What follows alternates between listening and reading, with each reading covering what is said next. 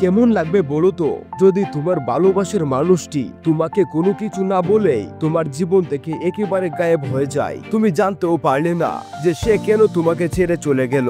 এরপরে হঠাৎ সে 5 বছর পরে এসে বলল সে তোমাকে এখনো ভালোবাসে, তখন তুমি কি করবে? তুমি হয়তো তাকে চোর মারতে পারো। আমাদের আজকের ড্রামাটি অনেক বেশি ইন্টারেস্টিং। মুভি নামের একটি মেয়েকে তার ভালোবাসার মানুষ হঠাৎই তাকে ছেড়ে চলে যায়, সে জানতেও পারে না যে সে কেন তাকে ছেড়ে চলে গেল। এরপরে হঠাৎই 5 বছর পর সে আবারও তার জীবনে ফিরে আসে এবং তাকে বলে সে এখনো তাকে ভালোবাসে। কিন্তু মুভি কি পারবে তাকে আবারও আগের মতো আপন করে নিতে?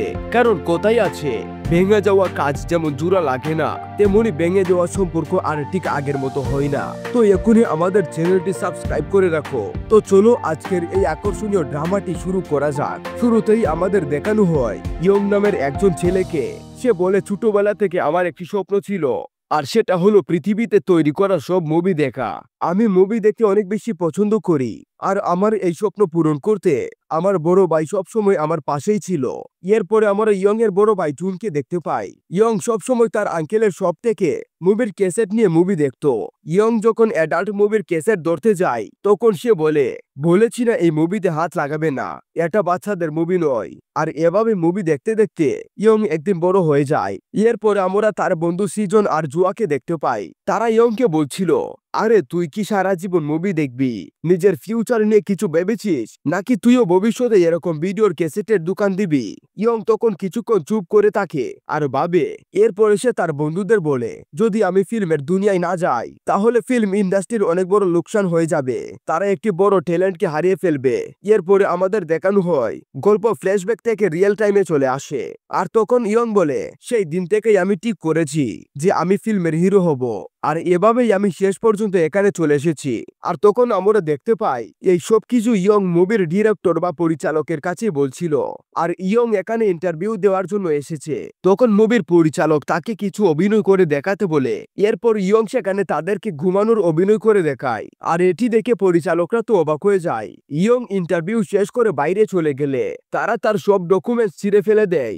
ইন্টারভিউ বোর্ড থেকে বের হয়ে যাওয়ার সময় ইয়ং একজন মেয়েকে দেখতে পায়, আর প্রথম দেখাতে ইয়ং এর সেই মেয়েটিকে ভালো লেগে যায়। আর মেয়েটিকে তখন একজন মুভি বলে ডাক দিলে, আর তার এই নাম শুনে ইয়ং তার উপরে আরো বেশি ক্রাশ খেয়ে যায়। ইয়ং তখন তার দিকে হা করে তাকিয়েছিল, কারণ মুভি শব্দের অর্থ হলো ইংরেজি মুভির শব্দের একটি কোরিয়ান সমর্থক শব্দ। আর ইয়ং যেহেতু মুভি দেখতে অনেক বেশি পছন্দ করত, এই জন্য তার নামটি তার কাছে অনেক বেশি ভালো লেগেছে। এরপরে আমাদেরকে মুভির ফ্ল্যাশব্যাক দেখানো হয়। মুভি ছোটবেলা থেকে তার নামটিকে প্রচন্ড ঘৃণা করত। একটি ছেলেকে মারার জন্য সেই মহিলা তার বাবা মাকে ডেকে আনতে বলে, কিন্তু মুভি তাদেরকে বলে আমার বাবা মা মারা গেছে। আর ঠিক তখনই তার বাবা সেখানে চলে আসে। তার বাবা ফিল্মে বিভিন্ন ছোট ছোট রোলে কাজ করত, আর তার স্বপ্ন ছিল সে একজন মুভির পরিচালক হবে, আর সে অসাধারণ সব মুভি তৈরি করবে। আর সে মুভি অনেক বেশি পছন্দ করত, আর সে এই জন্যই তার মেয়ের নাম রেখেছে মুভি। কিন্তু মুভি তার নাম একদমই পছন্দ করত না। কেউ যদি তার নাম নিয়ে বিরক্ত করত তাহলে সে লাঠি নিয়ে তাদেরকে মারতে যেত।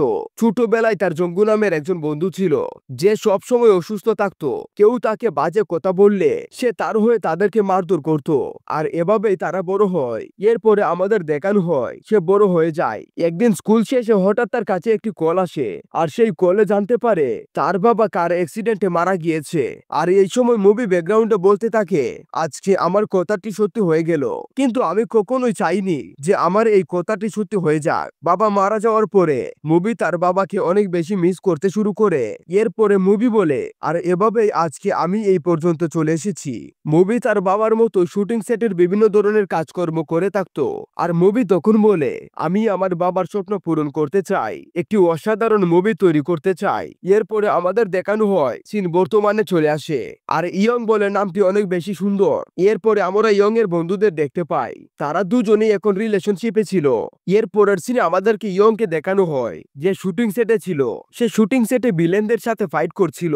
তবে আমরা দেখতে পাই সে এই মুভিতে খুবই ছোট একটি রোলের জন্য কাজ পেয়েছে, আর সেটাও সে ঠিকভাবে করতে পারে না। শটটি নষ্ট করে দেওয়ার কারণে পরিচালক জন অনেক চিৎকার করতে থাকে আর তাকে এই শট থেকে বের করে দেয়। পরিচালক জন ইয়ংকে সেখান থেকে চলে যেতে বললে ইয়ং কোনো মতে সেই সেট থেকে বের হয় না। তারপরও শুটিং না থাকলেও সে পরিচালকের হাত পা টিপে দিত।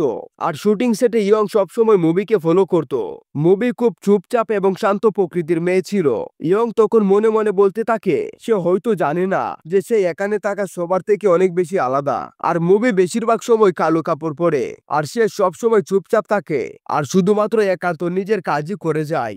একদিন ইয়ং রাস্তায় দেখে মুভি বসে থেকে স্মোক করছে, আর তখন মুভি মনে মনে বলতে থাকে আমি চাই এই পাগল লোকটি যাতে আমার থেকে দূরেই থাকে, কিন্তু ইয়ং সবসময় তার আশেপাশেই থাকতো। মুভি বলে তাকে আমার একদমই পছন্দ নয়, আর বিশেষ করে সে যখন বোকার মতো সবার মাঝখানে আসতে থাকে, আর তখন আমার তাকে একেবারেই ভালো লাগে না আর সবাই তাকে নিয়ে মজা করতে থাকে। এরপরে ইয়ং মুভির কাজে সাহায্য করতে গেলে মুভি তাকে বলে তুমি আমার সাথে কথা বলবে না, আর আমার এগুলো একদমই পছন্দ নয়, আমার কথা বলতে ভালো লাগে না, আর কেউ যখন আমার সাথে কথা বলতে আসে বা বন্ধুত্ব করার চেষ্টা করে আমার অনেক বেশি বিরক্ত লাগে, তাই তোমাকে পরিষ্কারভাবে বলে দিচ্ছি তুমি আমার থেকে দূরেই থেকো।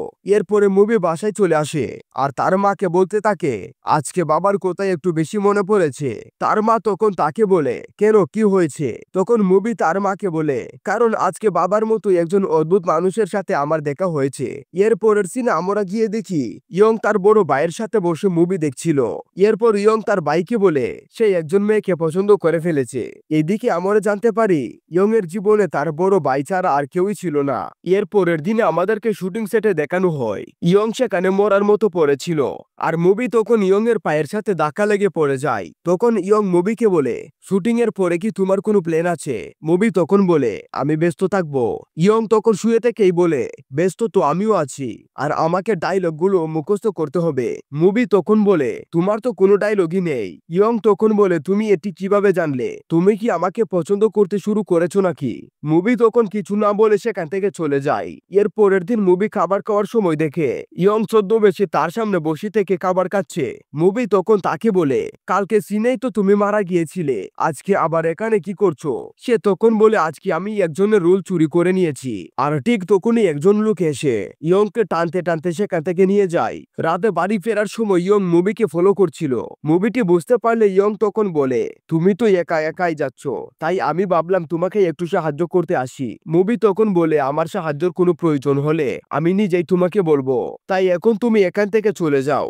মুভি তখন বলে তুমি যদি এখান থেকে না যাও তাহলে আমি তোমাকে ইলেকট্রিক শক দিব। তো এখনই আমাদের চ্যানেলটি সাবস্ক্রাইব করে ফেলো। তো আজকের এই আকর্ষণীয় এপিসোডটি এই পর্যন্তই। পরবর্তী আকর্ষণীয় এপিসোডটি দেখতে এখনই আমাদের চ্যানেলটি সাবস্ক্রাইব করে রাখো, আর অবশ্যই কমেন্টে জানিয়ে যাবে যে এই আকর্ষণীয় ড্রামাটি তোমাদের কেমন লেগেছে। পরের আকর্ষণীয় এপিসোডগুলো কিন্তু আরো বেশি ইন্টারেস্টিং হতে চলেছে, তাই তোমরা অবশ্যই কমেন্ট করে জানাবে এই এপিসোডটি তোমাদের কেমন লেগেছে। তোমরা যত বেশি লাইক, কমেন্ট এবং শেয়ার করবে তত তাড়াতাড়ি কিন্তু পরবর্তী আকর্ষণীয় এপিসোড তোমাদের জন্য নিয়ে আসবো। তো ভিডিওটি শেষ পর্যন্ত দেখার জন্য অসংখ্য ধন্যবাদ।